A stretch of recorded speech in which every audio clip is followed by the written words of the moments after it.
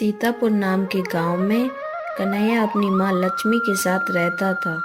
कन्हैया बहुत पढ़ा लिखा था, लेकिन उसे उसके हिसाब से काम नहीं मिलता था। घर का खर्चा चलाना था और माँ के तानों से भी बचना था। इसलिए कन्हैया रोज सुबह घर से निकल जाता था और अपने दोस्त के पास बातें करता था। यार वासु, मैं क्या करूं? मुझे तो अपने गांव में कोई अच्छा काम भी नहीं मिल रहा। मेरी माँ बोल रही है कि मैं एक मिठाई की दुकान पर काम करूं, पर मैंने अपनी माँ को साफ साफ मना कर दिया। पर भाई, क्या बुराई है काम करने में? तुम कर लो ना उस मिठाई की दुकान पर काम। अगर मुझे मिठाई की दुकान पर काम करना ही होता तो मेरे इतने पढ़ने लिखने का क्या फ़ायदा। इससे अच्छा मैं पढ़ाई ही नहीं करता। और फिर कन्हैया शाम को घर वापस आ जाता है। 4 दिन हो गए तुझे कहते कि घर में तेल खत्म हो गया, जाकर ले आ। लेकिन तू है कि सुनता ही नहीं। सुबह घर से निकल जाता है और शाम को घर वापस आता है। माँ, आपको तो पता है ना कि मैंने सेठ की दुकान पर कितना उधार कर कर रखा है, और वो मुझे उधार देने से अब मना करता है। कभी कभी तो लगता है तुझे पढ़ा लिखा कर मैंने गलती कर दी। अनपढ़ रहता तो कम से कम मेहनत मजदूरी तो करता, कहीं पर काम करके घर में 2 पैसे तो लाता। हाँ, तो नहीं पढ़ाती ना मुझे। आप मुझे सुना क्यों रही हो? एक तो मैं शहर जाकर रोज नौकरी के लिए लोगों से गुजारिश करता हूँ, लेकिन मेरे पढ़ने लिखने का क्या फ़ायदा जब मुझे मिठाई की दुकान पर काम करना पड़े। जिसे पैसे कमाने होते हैं वो ये नहीं देखता कि काम कैसा है। वो तो काम करता है और पैसे कमाता है, तेरी तरह बहाने नहीं बनाता। और तुझे तो अपनी माँ पर भी तरस नहीं आता। लक्ष्मी कन्हैया को ताने मार ही रही होती है कि तभी वहाँ सेठ आ जाता है। अरे लक्ष्मी, और कितना पैसा उधार करोगी मेरी दुकान पर? तुम्हें उधार देकर मेरी दुकान बंद होने पर आ गई है। और कन्हैया, तू कब देगा मेरे पैसे? जल्द ही मुझे कोई काम मिल जाएगा तो मैं आपकी उधारी दे दूंगा, पर तुम मेरी माँ से ऐसे बात मत करो। बोल तो ऐसे रहा है जैसे तुझे कल ही काम मिल जाएगा। ना जाने कितने दिनों से काम ढूंढ रहा है, पर तुझे कोई काम पर नहीं रख रहा। पता नहीं किस बात का घमंड है तुझे। हुनर तो है नहीं, पता नहीं अपनी माँ का ध्यान कैसे रखेगा। कह तो रहा हूँ ना, दे दूंगा। कितने दिनों से तो कह रहा है कि दे दूंगा, पता नहीं कब देगा। कब तक ऐसे ही बेरोजगार बैठेगा। इतना कहकर सेठ वहाँ से चला जाता है।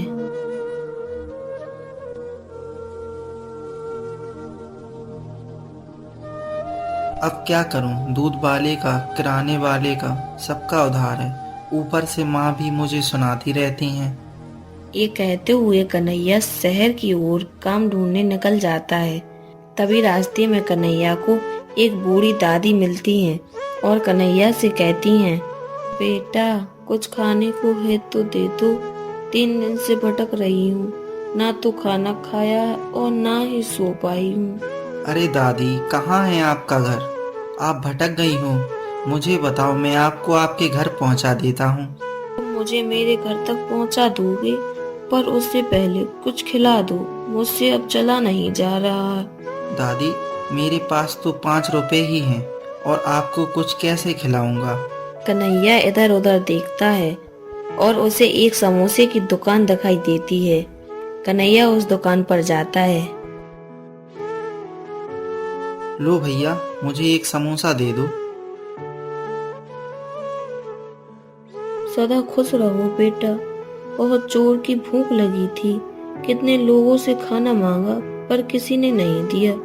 ठीक है दादी, आप ये समोसा खा लो और मुझे बताओ आपका घर कहाँ है।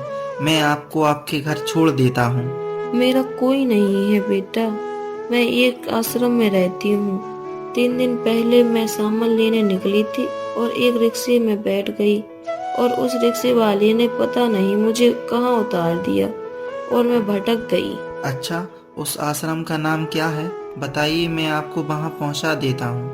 पहले मैं ये समोसा खा लूं, उसके बाद हम आश्रम चलेंगे। वैसे जब मैं आश्रम में रहती हूँ तो मुझे दोनों समय का खाना मुफ्त में मिलता है। किसी चीज की परेशानी नहीं रहती। मेरे बेटे और बहू ने तो मुझे बहुत पहले ही घर से निकाल दिया था। अच्छा, आपको दोनों समय का खाना मिलता है आश्रम में, वो भी मुफ्त में? हाँ बेटा, हमें 2 समय का खाना मुफ्त में मिलता है। हम जैसे बूढ़े लोगों का एक ही सहारा है आश्रम।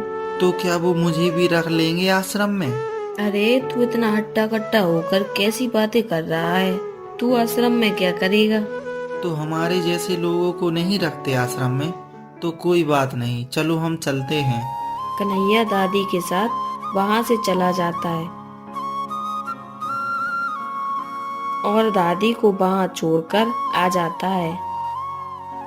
आते समय कन्हैया देखता है कि 2 छोटे बच्चे भीख मांग रहे होते हैं।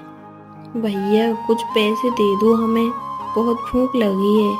अरे बेटा, तुम ये क्या कर रही हो? पढ़ने लिखने की उम्र में तुम भीख मांग रही हो? कहाँ है तुम्हारे माता पिता?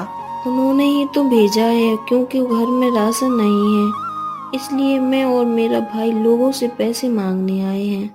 मेरे पास तो पैसे नहीं हैं तुम्हें देने के लिए, पर तुम मुझे दो एक कटोरा, मैं तुम्हारे लिए लोगों से पैसे मांगता हूँ। मैं भी तो देखूं लोग मुझे पैसे देते हैं या नहीं। कन्हैया बच्ची से वो कटोरा ले लेता है। कन्हैया लोगों के पास जाकर पैसे मांगता है। अरे भैया, कुछ पैसे दे दो, सुबह से कुछ नहीं खाया, बहुत भूख लगी है। बहुत समय तक पैसे मांगने के बाद कन्हैया को बहुत कम पैसे मिलते हैं, पर तभी सेठ कन्हैया को भीख मांगते देख लेता है। कन्हैया वो पैसे लड़की को दे देता है और कन्हैया अपने घर चला जाता है। और इधर सेठ लक्ष्मी को सारी बात बताता है कि उसका बेटा भीख मांगने लगा है। ये सुनकर लक्ष्मी को बहुत गुस्सा आती है। कन्हैया जैसे ही घर आता है, कन्हैया की माँ उसका इंतजार ही कर रही थी। तुझसे मैंने पैसे कमाने को कहा था, पर तू तो उन भिखारी बच्चों के साथ भीख मांग रहा था, अभी मुझे सेठ ने बताया। नहीं माँ, मैं तो सिर्फ बच्चों की मदद कर रहा था, मैं क्यों मांगूंगा भीख? मुझे तो कोई भीख भी नहीं दे रहा था।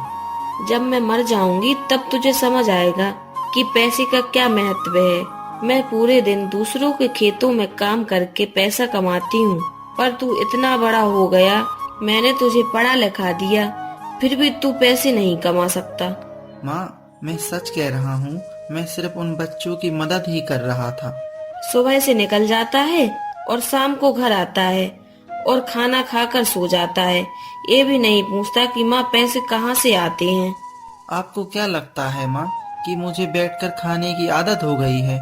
मैं रोज काम ढूंढता हूँ, पर मुझे काम नहीं मिल रहा, तो मैं क्या करूँ? तभी वहाँ सेठ आ जाते हैं। लक्ष्मी, ये लिफाफा डाकिया मेरी दुकान पर देकर गया है। अब ये क्या आफत आ गई? जैसे ही कन्हैया ने वो लिफाफा खोलकर देखा तो वह बहुत खुश हो जाता है। अरे माँ, मुझे नौकरी मिल गई और मेरी सैलरी है 20,000 रुपए महीने। अरे कहाँ लग गई तेरी नौकरी? यह लेटर मुझे वृद्धा आश्रम से आया है, मुझे वहाँ नौकरी मिल गई है। यह लेटर उस आश्रम से आया है जहाँ मैं आज एक दादी को छोड़कर आया था। जरूर उनने ही मेरी नौकरी की बात की होगी। देर से ही सही, लेकिन कन्हैया की नौकरी लग गई। पर बेरोजगारी के समय कन्हैया पूरी तरह से हार गया था और अब उसे अपनी माँ के तानों से भी नौकरी मिल गई। आपको हमारी कहानी कैसी लगी कमेंट करके जरूर बताएं और ऐसी कहानी देखने के लिए हमारे चैनल को सब्सक्राइब करें।